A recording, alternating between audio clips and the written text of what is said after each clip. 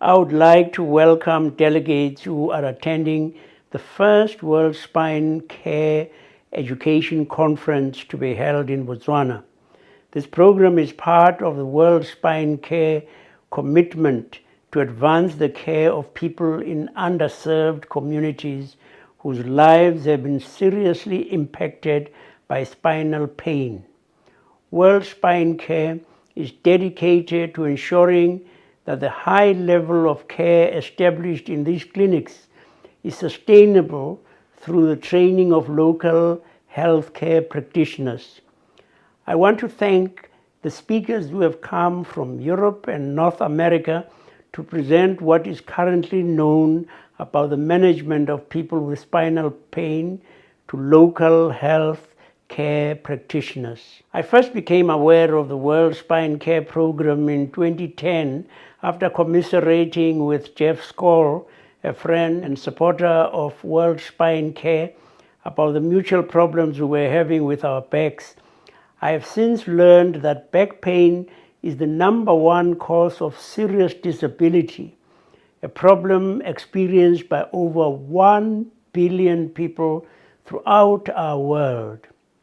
It is difficult to imagine this level of pain, suffering, and disability, and the plight of the millions of people with back pain who have no access to care whatsoever and no means of getting the relief that would allow them to return to work and feed their families. In the short period of time that World Spine Care has existed, it has generated the support of multiple national and international spine societies. It has established clinics in Botswana and India. It has initiated a research program on the burden of spinal disorders in low-income communities. And it has established an education program for local clinicians and communities in Botswana. Further, and of great importance, is the commitment of those in World Spine Care to develop a model of care to provide low-technology, low-cost treatment which can be implemented successfully in communities with limited resources. The opening of the clinics in Mahalapye and Shoshong in Botswana is a real achievement. They illustrate the importance of collaboration between government, private business, philanthropic foundations, volunteers, and local community leaders in developing programs to help underserved communities. None of these agencies working on their own have the resources to provide the services that are needed and are now being offered to these communities. The support of Dr. Malefo, the Permanent Secretary, and the Botswana Ministry of Health, and Dr. Bose, Superintendent, and his staff at the Mahalapye District Hospital was essential to provide the impetus and facilities to establish the program. Private industry and philanthropic foundations provided the funds, and volunteers in the professional spine societies from around the world have provided the expertise. All of these partners were needed to make the World Spine Care Program work.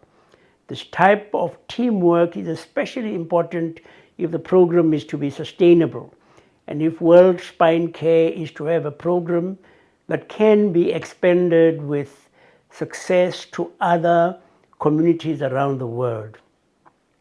I have had the opportunity to spend time with Joan and Scott Helderman and Jeff and Sophie Outerbridge, and as a patient have myself experienced the type of care that World Spine Care is now beginning to make available to others with spinal pain that is having a serious impact on their lives. I want to offer my heartiest congratulations to all the members of the World Spine Care team and wish them every success in advancing their program in communities in need throughout Africa and around the world.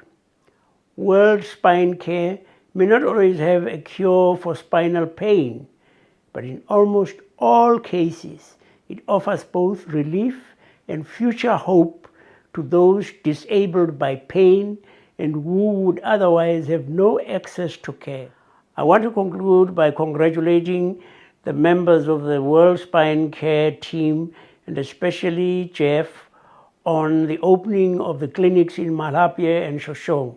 I look forward to following the progress of these clinics and to the day when Botswana citizens are qualified to take over the running of these clinics and continue to provide high quality care to all the people of Botswana with spinal disorders.